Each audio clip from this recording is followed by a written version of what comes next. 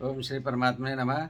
मैं प्रोफेसर हरिहृदय अवस्थी अपने परम पूज्य गुरु जी पंडित भगवत शरण शुक्ल, जो संप्रति काशी हिंदू विश्वविद्यालय में संस्कृत धर्म संकाय के विभाग अध्यक्ष रहे हैं, व्याकरण विभाग के, और वेद मूर्ति हैं। वेदों के, उपनिषद, पुराण, गीता और धर्मशास्त्र के ज्ञाता हैं, मर्मज्ञ हैं। उनके साथ में हम लोग गीता के श्लोकों की व्याख्या सुन रहे हैं।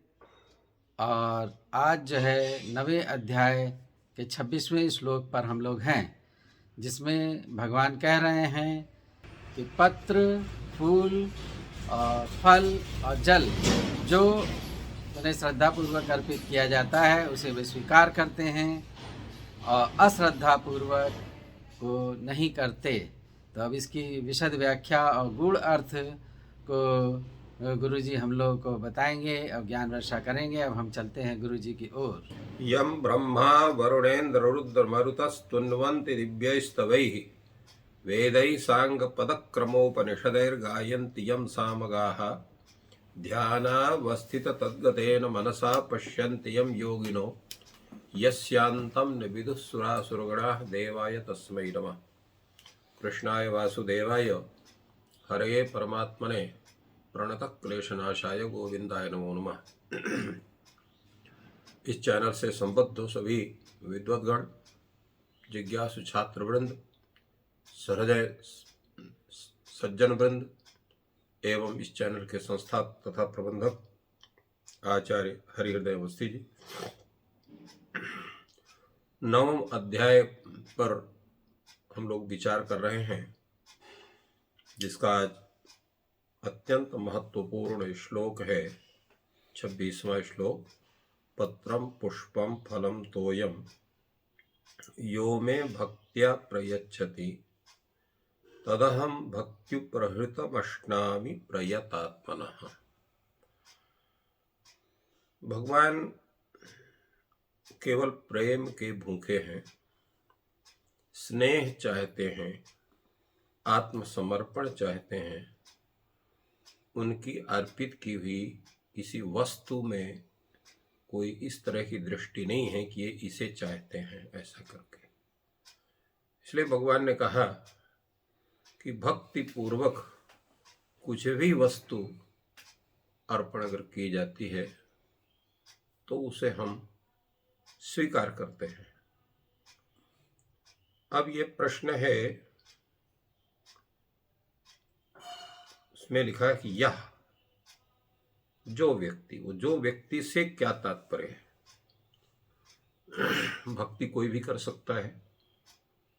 हमारे यहाँ पुराणों में पशुओं और पक्षियों की भी भक्ति का वर्णन मिलता है। जैसे गरुड़ पक्षी हैं, कागभुसुंडी पक्षी हैं, फिर भी वो भक्त हैं और भगवान के समीप हैं।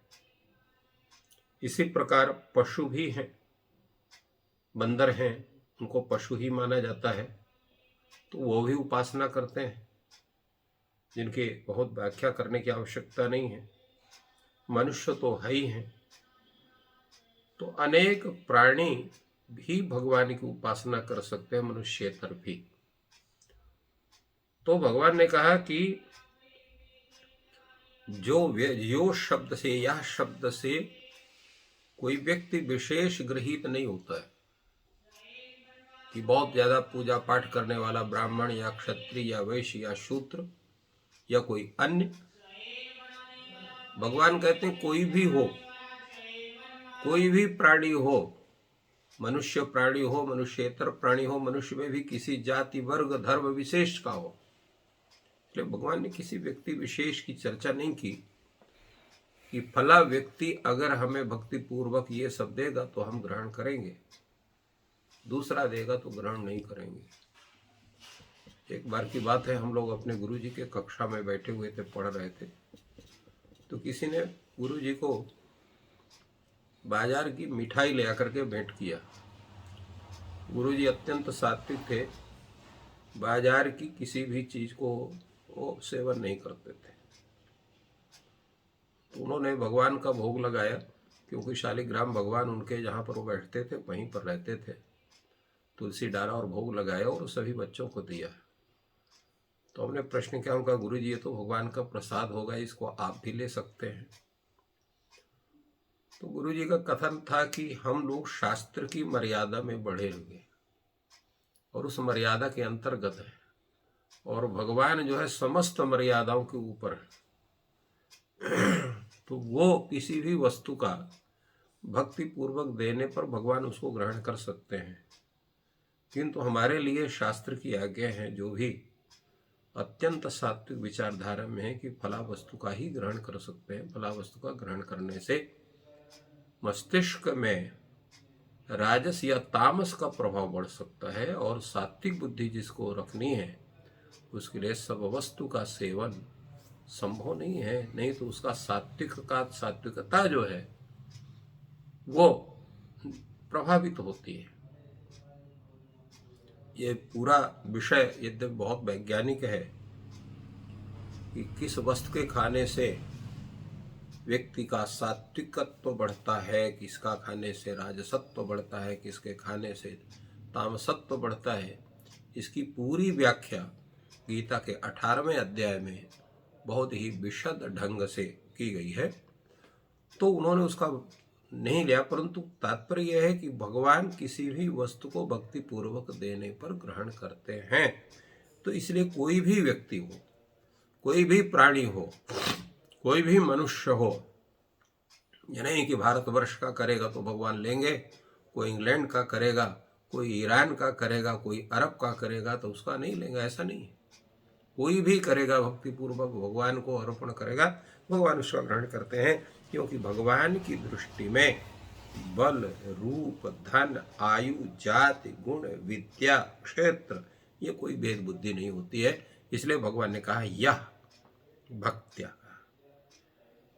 अब इसमें एक है कि भगवान ने केवल इसका ग्रहण किया कि पत्र, पुष्प, फल, जल, इसका मतलब है कि इसके अतिरिक्त और कोई वस्तु उनको देंगे तो वो नहीं लेंगे, या लेंगे उनके मन की बात होगी, क्योंकि भगवान ने कहा पत्रम पुष्पम फलम तोयम। तो केवल पत्र, पुष्प, फल, इसका तात्पर्य क्या है? भगवान के इस प्रकार कहने का तात्पर्य है कि पत्र भी प्रकृति में उपलब्ध है, पुष्प भी प्रकृति में उपलब्ध है, फल भी प्रकृति से उपलब्ध है, जल भी प्रकृति से उपलब्ध है। इसके खोजने के लिए कुछ व्यय करने की आवश्यकता नहीं, कुछ बहुत बड़ा श्रम करने की आवश्यकता नहीं है। अर्थात जो बिना मूल्य के प्रकृति से स्वतः प्राप्त वस्तु है उसके देने से भी भगवान प्रसन्न होते हैं। तो अन्य वस्तु जो आप अपने मन से अपनी भक्ति पूर्वक किसी अन्य वस्तु को भगवान को अर्पण करते हैं तो उसको भी लेते हैं। तात्पर्य है कि भगवान किसी वस्तु विशेष के उसके उत्तमता को नहीं देखते हैं, आपके भाव को देखते हैं। तो इसलिए भगवान ने इन जो है पत्र, पुष्प, फल और जल की बात उन्होंने किया। ये जो अत्यंत छोटी सी वस्तु है जिसके लिए आपको कहीं पर ढूंढने की जरूरत नहीं है, सर्वत्र उपलब्ध है। किसी भी पेड़ से आप पत्र ले सकते हैं, पुष्प ले सकते हैं, फल ले सकते हैं, जल किसी जलाशय से ले सकते हैं, उसको भक्तिपूर्वक भगवान को अर्पण करते हैं तो भगवान अत्यंत स्नेह से उसको ग्रहण करते हैं। यहाँ एक शब्द आया हुआ है प्रयतात्मानः। प्रयतात्मानः का मतलब क्या होता है? तो प्रयतात्मानः का है कि प्रयतः आत्मा ये शांते प्रयतात्मानः, यस्य प्रयतः नियतः शुद्धः आत्मा अंतःकरणः यस्य, अंतःकरणं यस्य स प्रयतात्मा तस्य प्रयतात्मनः। अर्थात जिसका अंतःकरण शुद्ध है, अंतःकरण शुद्ध होने पर ही भक्ति की प्रबलता बढ़ती है। अगर आपकी अंतःकरण आपका शुद्ध नहीं है तो भक्ति की प्रबलता नहीं बढ़ती है, वो भक्ति आपको उस तरह से बनेगी नहीं। ये अंतःकरण का शुद्ध का तात्पर्य क्या है? जिसके में काम, क्रोध, लोभ, मोह, मद, मत्सर परस्पर द्वेष की भावना आदि जो दोष हैं वो आपके अंतःकरण में ना हो। इंद्रियों के जितने विषय हैं वो आपके अंतःकरण को प्रभावित ना करते हों। इसलिए भगवान ने पहले कहा है कि व्यक्ति के अंदर जो है वो कामादि दोष रहितत्व के साथ साथ लाभालाभ, जयाजय, पराजय, जय और साथ साथ में जो भी अनुकूल प्रतिकूल वस्तु है सब में समभाव बने। ऐसा व्यक्ति वो प्रयतात्मा है और वह जब उसके द्वारा भक्ति पूर्वक जो भी उपहार भगवान को प्राप्त होता है भगवान उसका ग्रहण करते हैं। हमारे यहाँ अनेक उदाहरण इस तरह से भगवान के हैं। जैसे भगवान जब जाते हैं दुर्योधन को समझाने के लिए कि वो संधि कर ले, और दुर्योधन का भाव दिखावी भाव प्रेम का, किंतु अंदर कपट भाव था, इसलिए भगवान उसके द्वारा 56 प्रकार के व्यंजनों को भी नकार देते हैं, उनका ग्रहण नहीं करते हैं।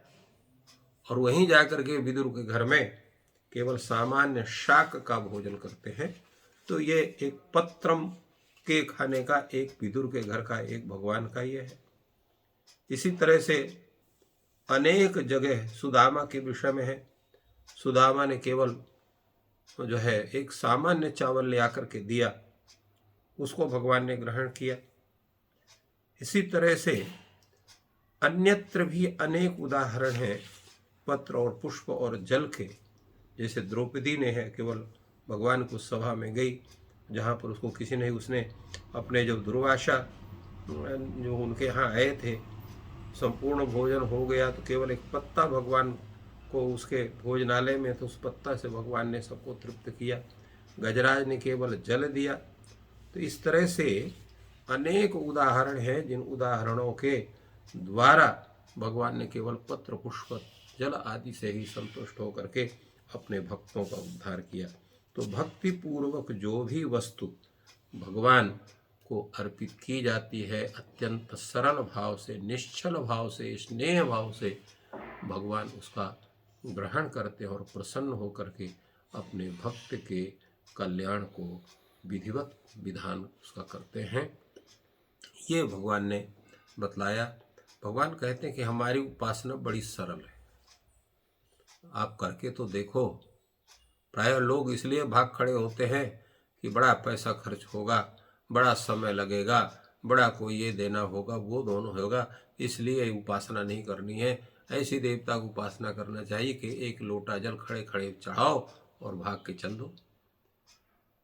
कोई भी क्रिया जो की जाती है, चाहे वो किसी भी प्रकार की आपके जीवन से संबद्ध क्रिया हो या आराधना संबंधी क्रिया हो या कहीं आपकी सर्विस संबंधी क्रिया हो, जब तक वो पूर्ण मनोयोग से नहीं की जाती है तब तक उससे मिलने वाला जो फल है वो सही ढंग से प्राप्त नहीं होता है। तो फिर आराधना का फल केवल दिखावा करने से, केवल फॉर्मेलिटी करने से कैसे आपको प्राप्त हो सकता है? उसके लिए भी आपको पूर्ण मनोयोग देना होगा, वो भक्ति देनी होगी, वो शक्ति देनी होगी। उस आराधना का जो एक उदात्तता है, उदात्तता उसमें उत्पन्न करनी होगी। और उदात्तता यही है कि अपने इष्ट के प्रति पूर्ण भाव से समर्पित होकर के स्वच्छ पवित्र हृदय से उनकी आराधना किया जाए, उनको अर्पित किया जाए। जब आप सर्वस्व अपना अर्पण कर देते हैं तो भगवान जो है वो आपके ऊपर प्रसन्न हो जाते हैं। उनको आपसे कुछ अपेक्षा नहीं है, वो तो आपके भाव को चाहते हैं कि आपका वो उत्तम भाव दिखे। क्योंकि जो परमात्मा के प्रति जिसका उत्तम भाव बन जाता है, संपूर्ण प्राणी मात्र के प्रति भी उसका अच्छा भाव बन जाता है। इसलिए साधुते होए न कारज हानि जो कहा गया है कि जो सज्जन हो जाता है उसमें किसी की हानि नहीं कर सकता है।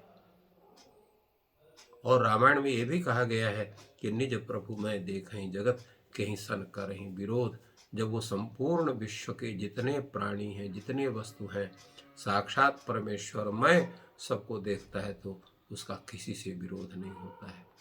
तो ये भक्ति भाव का जो स्वरूप है, ये प्रत्येक में जागे, लोग इस कार्य के प्रति उन्मुख हों, परस्पर जो राग द्वेष उसको त्याग करके प्रेम के भाव में डूब करके अपने स्वकर्म का निर्वहन करते हुए उस परमात्मा की आराधना करें। यही संदेश गीता के माध्यम से, श्लोक के माध्यम से भगवान श्री कृष्ण हम लोगों को कल्याण करने के लिए उन्होंने दिया है। बहुत ही सुंदर व्याख्या गुरु जी ने की कि भगवान प्रेम के भूखे हैं, और जब कोई भक्त प्रेम से उनको जो भी सामग्री अर्पित करता है, जो प्राकृतिक हैं, पत्र है, पुष्प है, फल है और जल, तो उसको भगवान प्रेम पूर्वक ग्रहण करते हैं। और यही संदेश इस श्लोक का है, और आपको ये ज्ञान लाभ दे रहा है। जो नए जुड़े हैं वह चैनल को सब्सक्राइब करें, वीडियो को लाइक और शेयर करें। आपका दिन उत्तम हो, ईश्वर आपकी मनोकामना पूर्ण करें। धन्यवाद।